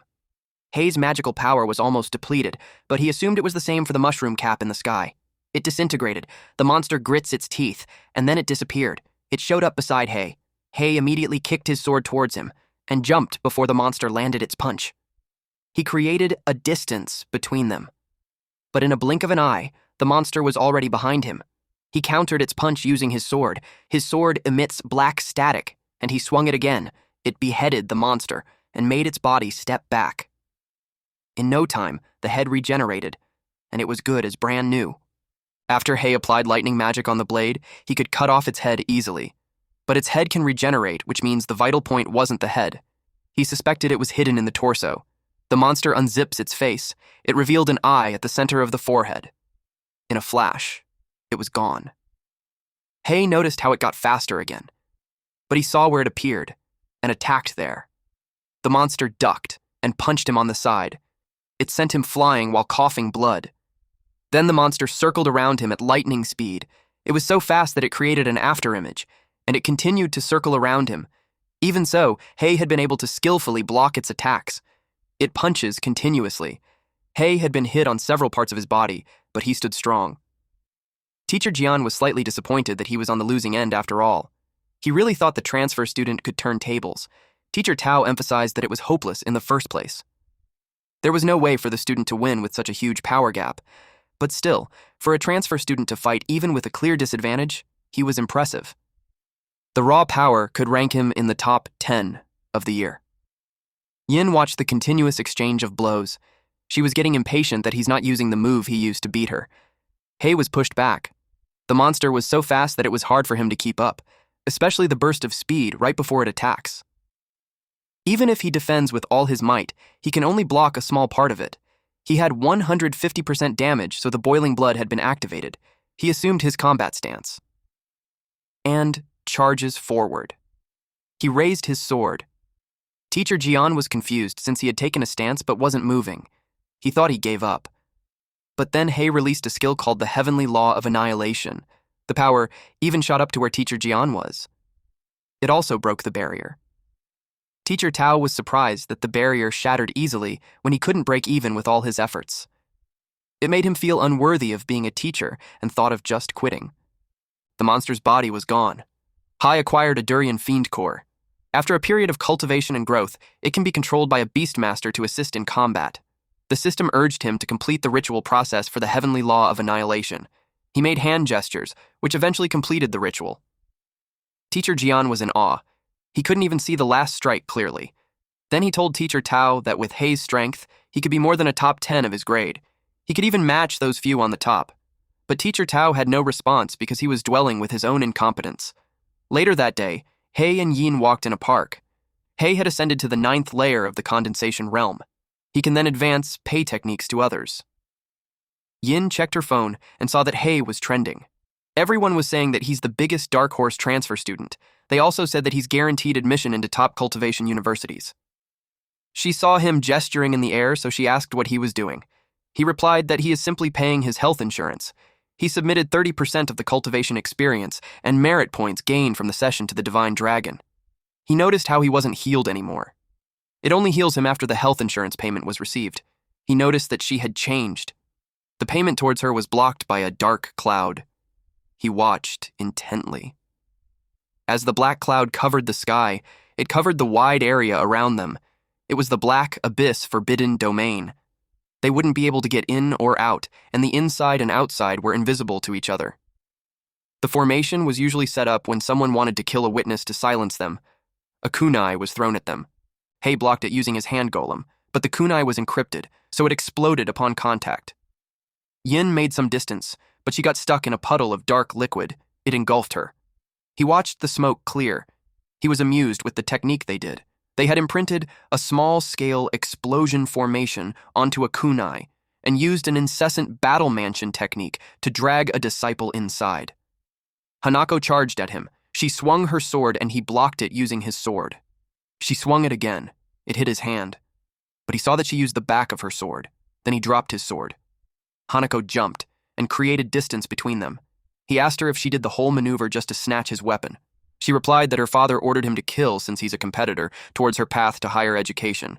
But she doesn't like doing things that way, so she planned to take his weapon and report back that he's dead, on the condition that he leaves the country and gives up any thoughts of college entrance exams. Otherwise, as long as he appears in school and in top rank, the people from the Ying sect won't let him go. Her sword glowed. The system informed Hei that the post-payment mission for the Weapon Cloud Ruin Guide has been triggered. A battle of supremacy then commenced. Both of them started being enveloped by a dark smoke. She asked him what was happening. She jumped and settled on a branch. Her eyes widened. When she saw a different place, she jumped to the roof. She was puzzled how she ended up there. Hai explained that it was the realm of past reflections. It was a secret realm where one can only view past memories but cannot interfere with them. The blade was advanced and it connected to her, so she immediately triggered the post-payment mission after taking it. The post-payment mission forcibly pulled them into the realm of past reflections. She saw that the stolen blade had disappeared from her hands. He told her that the original body of the advanced paid blade should still be in the secret realm. If they don't find it, the blade would not return to his hand. They heard someone singing. The song was familiar to her. She saw someone running towards the house. It was Hanako when she was still younger. Once she reached the door, she announced to her dad that she had arrived home. Her eyes widened in shock. Everyone inside was dead. She cried out to her big sisters and brothers. She saw her mom with a sword on her torso. Then someone noticed her. It was the senior brother. She was confused why he's wearing the clothes of the Ying sect. She asked him what he was doing. He had a creepy grin as he approached her. Back when Hua was just at 5th grade elementary school. Xiao Hi jumped on the branches, then she threw knives. It all landed at the target. It was bullseye. Then she jumped back down. A woman on the branch told her that her technique was better than her when she was her age. It was her big sister. Her name was Hua Qianjing. She informed her that she missed one, the target behind the other tree. Qianhui threw a knife at it. Qianjing was surprised at what she did. She threw a second knife to make the first one change direction mid-air. Then the knife hit the target. She released another knife, and it hit the tree. The impact was so powerful that it created a hole. Qianjing took a closer look. It was unbelievable. Qianhui forced the knife from behind. She wanted to know if she hit the mark or not. Qianjing informed her that she passed, and since it was getting late, they decided to go back. Qianhui informed her dad that they're back home. Her dad pats her head and asks how her practice was. She shared that she hit all the targets, even the one from behind the big tree. While they were conversing, someone slashed wood. It was Hua Zheng of the Hua clan. She noticed how his blade techniques had improved again. Qianjing asked their dad if he was really going to teach him the family's iron wall blade technique. Their dad admitted that he was considering it. Although the boy was not from their lineage, he had been with them for 3 years. And from his observations over the past few years, he was very polite and simple-hearted. Zheng would bring him some tea, and works hard even through pain and exhaustion. He was also honest and took accountability, so the master thinks he was a good disciple. Until the sword passed through the chair. As the master was stabbed right at the center of his chest, he asked why Zheng would do that. Zheng replied that he was never one of them. He revealed that he was born into the Ying clan, changed his name, and hid there for 6 years just to learn their family's iron wall blade technique. Now that he had mastered it, it was natural for him to annihilate the entire clan. The master threatened him that even if he stabbed him, the others were in the courtyard, and they wouldn't let him go unscathed. Someone grabbed on the door. It was Qianjing. She tried her best to walk towards her dad, even when she was injured in the chest. But it didn't last long. He trembled when he saw his daughter die in front of him. He got furious. The beast actually poisoned his family. Zheng replied that the Ying clan had always followed the principle of learn a move, destroy a clan. He finds it a pity that his youngest daughter isn't home yet from school. He was optimistic about her talent, but, as if on cue, she announced that she was back. The master begged him to spare his little daughter. Zheng told him not to worry, since Qianhui's spiritual root was of high quality. He planned to erase her memories and adopt her as his daughter. But he won't let the master keep waiting too long. Once Qianhui entered university, he planned to seize her spiritual root and reunite the real father and daughter. By the time he finished talking, the master was already gone. Anjung greeted Xiao Hi at the entrance. He told her that he got bored waiting, so he killed her family to pass time. She dropped her bag and vowed to kill him. She threw knives at him, but he just stood there. Then he blocked those knives using his sword. He identified that she used the omnidirectional flying dagger techniques. It specialized in hitting the blind spot, and Xiao Hi was the best at it in their clan. But to him, who had already mastered the iron wall blade technique, it was completely useless. A dagger hit the roof, and one of the daggers was an inch away from Zheng's eyes. But then he grabbed her by the neck, and then shoved her down with such power that she lost consciousness. Then he activated the heart-bewitching curse, and from then on she became his daughter and was named as Ryugasaki Hanako. He planned to bring him to the Ying clan and train her well until the day comes. When she woke up, she called him father. Then Zheng started a fire and burned the whole house. They left after that. At the present time, Hanako watched the whole building burn. She stood there in daze. Then she felt this resentment and anger towards Zheng. Hei reminded her that she can't interfere, but she was already gone. She wields her sword to kill him, but when her sword made contact, it shattered. Zheng, who was walking away, sensed it a little. The young Hanako asked her father what was wrong, but he replied it was nothing. He just thought someone was approaching. Then they continued to walk away. Once they got back, he would arrange someone to teach her the Eastern tongue. The present Hanako trembled. She sobbed loudly. She felt betrayed by the person she was calling father. The system notified Hei that the scene had changed. The realm of past reflections had changed to an interactive, tangible scene. They were instructed to find the key item, Cloud Ruin Guide. Hei paid attention to the notification. After that, they walked into the burnt house to see what they could find. She can take it back as a memento. Her divine sense detected something there, but it was buried very deep. Hei helped her dig it out. He used the golem hand and had retrieved the items. She saw his blade, but he replied that it wasn't, because it was truly hers. He gave it to her. She couldn't understand why.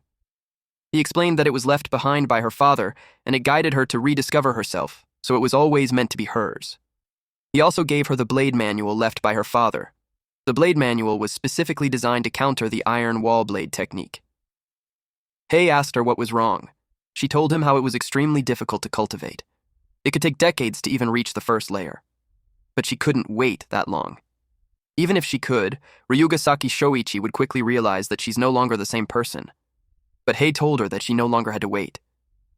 She asked what he meant when suddenly he placed 2 fingers on her forehead and let his energy flow. Then the moves and mental incantations were poured into her mind. Breaking blade technique had been advanced paid to her. Then the system informed her that the repayment for the breaking blade technique would be completed by her. During that process, 30% of cultivation experience and merit points she gains would be paid to Hei as interest. She asked what that was. Hei explained that it was the system panel. She'll only see it after she accepts his advance payment. If she doesn't accept, she'll still have to pay him interest, but the advance payment could also be withdrawn. Without hesitation, she fell on her knees and bowed at him. He accepted her as his disciple and told her to get up quickly. He also told her that she just became his disciple. He doesn't have many good things to give her, so he told her he will give her a set of magical robes in a bit. With that, the post-payment mission for the Cloud Ruin Guide was completed. Qianwei watched as the sun rose, and then she checked the mark on her hand. Hei explained to her earlier that with the blood curse, they had become master and disciple linked by a single health bar. From then on, any damage she would take will be endured by him, her master. He also reminded her that the blade has a boiling blood effect. The more damage she takes, the stronger her attack power becomes. Someone asked her why she was in a daze. Kaku told her that their father was talking to her. Shoichi told them that even though Hanako exposed a flaw in her personality during the exam, it was a good thing she saw the error of her ways, killed the people who were in the way, and even brought him a treasured blade. Shoichi was glad that his years of nurturing her wasn't in vain. She became confrontational. She told him that there's something that she doesn't understand, and she wanted to ask him about it. Kaku called her out for not using honorifics. Then she asked them if their deeds deserve some honorable titles. Shoichi glared at her and asked what she meant. He asked her if she doubted whether the way he had acted over the years was righteous. She replied that he talked about righteousness like benevolence, proprietary, wisdom, sincerity, But then he secretly does things like robbery, looting, murder, arson, and annihilating an entire clan. Kaku got mad at her. He defended that everything that their father had done was for the sect. She tied her hair in a bun as she replied that they knew small etiquette but had no great righteousness. That they were meticulous in small details, but they lack great virtue. She used a moon crescent headpiece to hold her bun. Also, this was a high-grade item that can reduce the spiritual energy she consumes when activating spells. She continued to tell them how they care about minor matters, but disregard honor and shame. And they fear authority, but don't cherish kindness. She removed her clothing and revealed a horse-face magical skirt. It increases the power of spiritual energy activated moves by 30%. Plus, the outfit automatically repairs itself by absorbing spiritual energy. Shoichi noticed the condensed energy in her hand. He immediately took out some swords and grabbed one of them. Qianhui uttered how the weak will be subservient and the strong had become bandits. Kaku couldn't take it anymore and attacked her. But before his attack could land, she already kicked him in the face and threw him outside. Shoichi realized that she had figured something out. He was done pretending too. He called his clan to gather. Everyone came as fast as they could, and they faced her. He ordered them to capture her. They attacked her all at the same time. A bald man attacked Qianhui using a sword. She blocked it with the sheath of her sword, and then she kicked him on the head. Another one attacked her, and he sliced him in half. While she was on the move, some shuriken was thrown at her. She threw her sword towards the attacker, and it pierced his neck. The attacker fell while the others were surprised. They surrounded her when she jumped right in to grab her sword. They attacked simultaneously, and she blocked it using her sword. They kept the pressure on her to skewer her eventually. So while they tried to press their swords, another person tried to stab her from the side. She saw it and activated an instant wall lightning flash. The attackers were all hit at the same time. She surges through the roof. One attacker looked for her. The man under the hole on the roof was cut by her in an instant. While she was crouched down, another man took the opportunity to hit her. She cuts his arm. Then, on the next person, she cut his head. She continued defeating them. Those men couldn't believe that they were all losing to just one girl. They tried to hold the line and not break formation. The others just watched on the sidelines. They were the wiser ones. Those idiots engaged in the fight actually thought that they could win in numbers alone, but that kid was chosen by their sect leader. Though she's from the outside and didn't inherit his martial talent, when it comes to the blade, her skills were second to none in the sect. Okawa Menta, one of the 3 swordsmasters of the Ying sect, knew that Qianhui won't stop until one of the 3 swordmasters of the Ying sect steps in. Nagano Nakayusu, also one of the 3 swordmasters of the Ying sect, agreed with him, so he asked him why he's not joining the fight and had just been watching from the sidelines the whole time. Menta wasn't an idiot. The other 2 were watching, so he's not going to jump in and be a cannon feeder. And also, his quick draw technique was all about that one perfect moment, so he had to wait for an opening. After a while, the corpses scattered. Qianhui was already exhausted. She even struggles to stand straight. Menta saw this as his chance. He drew out his sword. He charges at her. She sensed him, so she glanced behind. And in a blink of an eye, she was slashed. Blood squirted from her body. And the assailant had this wide grin, and then she was pushed powerfully. Yin sensed something. She could tell that Qianhui's aura weakened. It made her ask Hei if he has no plans on stepping in. He didn't expect her to be concerned for her safety. He thought she'd be pissed at her after all. She trapped her in that formation for a while. But it was nothing to her because she was able to get out easily. When she got out, they were gone, and for a second she thought that he ran off with the enemy. Hei revealed that he actually planned to help. He erected a barrier on the building. It was a golden light barrier, and it covered the whole area. Yin couldn't understand why his idea of helping was to trap everyone from the Ying sect. But that also trapped Qianhui in there too. He almost slipped, saying that it was fine as long as the dragon took the damage for her, but he corrected himself by saying that he'd take the damage for her. Plus, with the boost from his boiling blood effect, he had faith in Qianhui. If things go south, he'll jump in. But at the moment, he wanted to make sure that not a single one of those bastards gets away. The revenge that they wanted was to wipe them off the map. Meanwhile, Qianhui lies in the pool of her blood. Menta boasted about his one-hit kill. Suddenly he saw her stand up despite her trembling. He couldn't believe that she's still alive when he sliced her through her neck.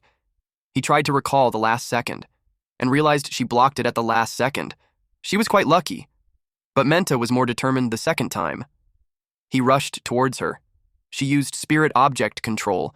The floorboards started to shatter, and it floated in the air, and was thrown at Menta. But cheap tricks like that won't stop him. The boiling blood was in effect, and damage was at 30%. She answered him that it wasn't meant to stop him, it was just to make him draw his blade early. Then she attacked him. She was caught off guard when it was blocked. Menta informed her that even without the first move advantage of his quick draw technique, his speed was still enough to parry. She used breaking blade technique, and instantly her sword passes through the sword that was blocking her, allowing her to slash him. After that, the system processed the blade of crushing momentum post-payment mission progress. She had to use blade crushing momentum 5 times in battle. This technique consumes a large amount of spiritual energy. After a successful parry, it ignores the opponent's block to directly strike the enemy behind their weapon.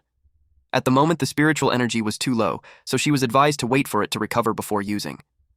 The remaining swordsmaster of the Ying sect, Matsunaga Yuno, and Nagano Nakayasu, saw that the weakest among them was taken out. Nakayasu noticed Qianhui's blocking blade completely unscathed. It made him wonder how she sliced through the person behind it.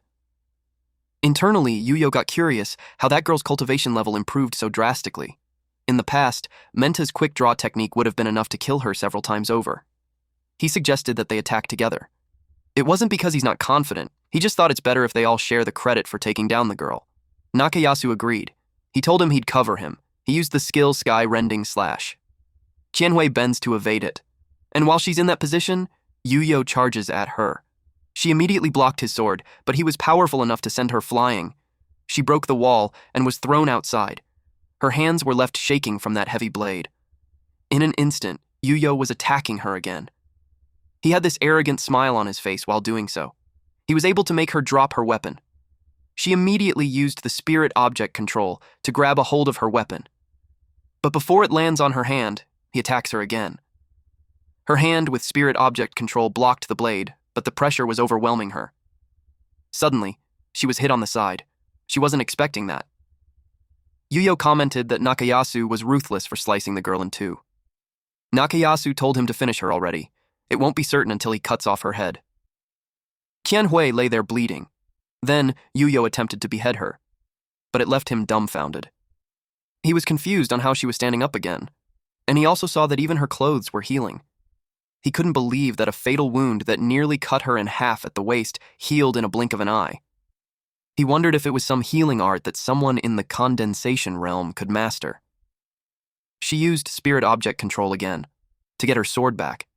At this point, boiling blood damage was at 80%. She approached him, and Yuyo noticed that he took a step back without meaning to. Then he attacked her. He didn't care if her healing technique was impressive. Since she can't withstand his blade anyway, once he took her head off, her healing arts would be useless. She moved her sword in response, and they clashed swords at the center. Nakayasu couldn't believe that she took a sky-rending slash to the waist and could still fight.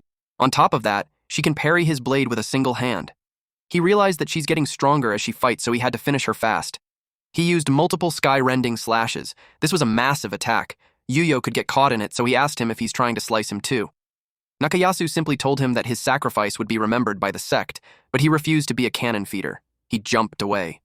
But she held him, and used him as a meat shield. It was gruesome. Blood was everywhere.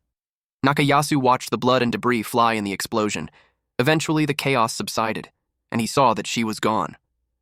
But he sensed her from behind and attacked at once. She bent her body to evade the slash. Her hand hit the ground, and by then, she had recovered her spiritual energy. The blade of crushing momentum became available. He blocked the sword. He acknowledges that she was pretty durable, but he was confident in his sword skills. But then, her blade cuts through his sword. He didn't expect that. He got sliced lengthwise in a blink of an eye. Thank you all for watching. Please watch this next Giga Chad video, and I'll see you guys next time. Also, support the channel by joining the Summon Club membership. You can also support by just liking the video and being awesome.